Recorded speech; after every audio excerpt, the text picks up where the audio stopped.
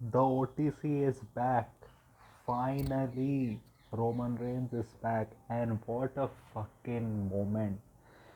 I would say overall about the match, I'm really confused what to rate it because I liked it, but I did feel like maybe a level of intensity was missing for me.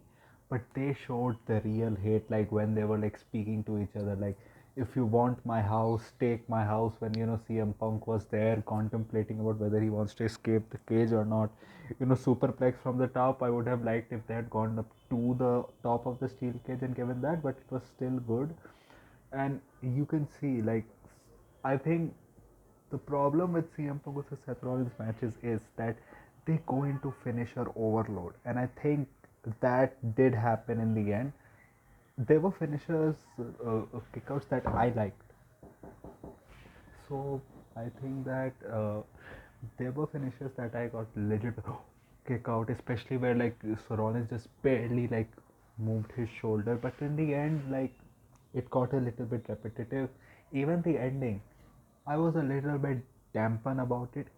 Eventually, after simmering over it, it did make sense, but I was like, maybe it cooled me off a little bit of the match. But Roman is back, and I was like fucking wild over it. Like, let's fucking go. Like, Roman Reigns with a stomp on Seth. He almost took his head off when he yanked him off the cage. Like, in the end, also beating up CM Punk. Maybe I would have liked another spear, but it still made sense because, yeah, that telenovela ass cut where, Punk was, uh, being consoled by Heyman. But in the end, Roman beat him up too, and there you had the O.T.C standing there, a triple threat at Mania, and I think it will be good. Like, if whoever wins the triple threat, like, is in line for a shot at the Universal title next after the WrestleMania match, I think that will really be good because there are a lot of aspects here in this storyline. Like, one, that Punk eliminated Roman, that is another reason. Another, that Punk has been trying to take Paul Heyman away from Roman, that is another reason. Roman already has problems with Seth Rollins, their personal rivalry and all. Seth already has problems with Punk and Roman on and off screen. Roman has also off screen problems with Punk. So it has a lot of layers, this story. And I think also one more guy, I think it was on Fightful or something, said that it would be another good story beat that if Seth is also cross with Roman because because of also that Roman had Seth win the match not only to beat his ass but also that the only way that Seth could beat CM Punk was because of him. And Seth can be more cross about it also because he can say that he already had the match because he had hit the Superstorm. But even then, Roman took that away from him. That is another aspect there. So there are various layers there. You have, all three of them not getting to the world championship also there. So you have a lot of layers there also. I missed, I think, the first 45 something minutes of the show. I think the show was not that good. Like, it was really hard to get the crowd into the show. One thing that I would say that like Triple H has to learn how to space these shows out when it's like a major, like a show in a major arena with a lot of celebrities, and this has happened before too on Netflix, like when he has many celebrities and he has so many, like it is in a prominent arena, he just doesn't, he goes to overload with the celebrity and all. Like, I didn't watch the Logan Paul Andrew Schulz segment, and Andrew Schulz was like fawning over Roman when he came back. He was like proper girl shock there. The thing is, I like the EO Rhea Bianca segment also. Like, you can say it was like a pretty like awkward ending and maybe made EO look like, oh, I'm the champ, like a little bit like of a goof, but it made sense. You have layers there. Like Rhea essentially like blaming Bianca, like you can say that it is a projection that she's really hiding that she is the reason that she herself lost, but it is a reason that that is a competent enough reason for she can get people to believe her that Bianca, you had no reason to come out here, because in a way she did. Well, Bianca was that I did win the elimination chamber. You only were cross about it because I was cheering for EO, and you have not been able to beat EO forever. So both really brought a good point. This is a multi-layered feud. People saying that Rhea fumbled. Like Rhea was good here, like, but she was projecting.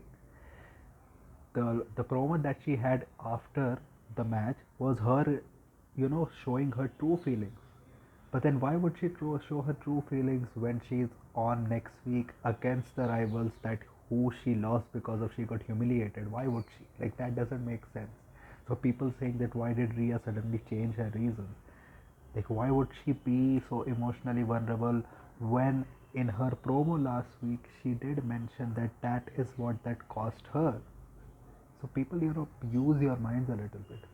You had the whole Judgment Day nonsense and everything that Braun Breaker is getting a match against Finn Balor for the Intercontinental Championship next week. I hope that maybe Dom interferes, but because of Dom interferes, inadvertently Finn loses, and maybe this leads to maybe like a multi-man match at Mania with Dom in that match and Finn like in the corner, and maybe that is where eventually the final Judgment Day breakup happens and Finn turns on Dom there, and let's see who else is in that match. Next week's card is much better. Like you have Penta versus Ludwig, no holds barred and everything. You have Lyra taking on Raquel. So you have a lot of you have Ivy Nile versus Dakota Kai. So you have stuff happening next week, and also like in the end, Io slapped both of them because both of them like pushed her aside, like showing that she's not uh, like good enough, like she's not relevant, and then she slapped both of them in the end. I like them. One thing is also I've noticed it is taking time for people to get used to Bianca being a singles wrestler again because it is so sudden, because she lost the title and like 5 days later she won the number one contendership, and now she's suddenly a singles wrestler back again. So I think it's taking time for people to get used to that. Overall, I say it was a bad show, but it it had a great main event and a great main event angle. The match was good. It was just very weird for me to rate. Like what do I rate? 3 out of 5, 3.5 out of 5 match, and with the killer ending like that after that match, maybe a 4, 3.75. I don't know what should I rate. Then I and also like first of all, like I get that Bailey is giving she's selfless, but you have to stop at one point. Otherwise, your status as a veteran gets eroded, and that's what I think is happening with Bailey. Her status as a veteran wrestler, like people beating her won't feel as much like when she's like ready to lose to everyone, like in clean fashion. Here she did not lose in clean fashion, but Macaulay Culkin again got a good cheer from the crowd. Too many celebrities were there and too many like callbacks to there. And Pat McAfee is insufferable on commentary, man, I would say. Another thing was that I just hope whatever the plans that they have with the Intercontinental Championship, they get with that, because it's weird. Because first we were thinking it's going to be Braun and AJ. Before that we were thinking it's going to be Braun and Sheamus again. Then we are having this Braun and Judgment Day stuff. Probably more people are going to get involved in there too. So, like let's get these plans like on like on full tilt, because it's what, 6 weeks till Mania.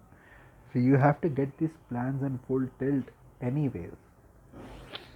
The New Day versus LWO match, I think at first I really didn't like it. It got good by the end, but maybe because the crowd wasn't that invested and everything, maybe that didn't work. But overall, it was a fine match, I would say. Not as good as what I was expecting. Dragon Lee showed out in the end. Chad Gable, El Chador showed up, and he did the gracias, and I was like, this never really said gracias.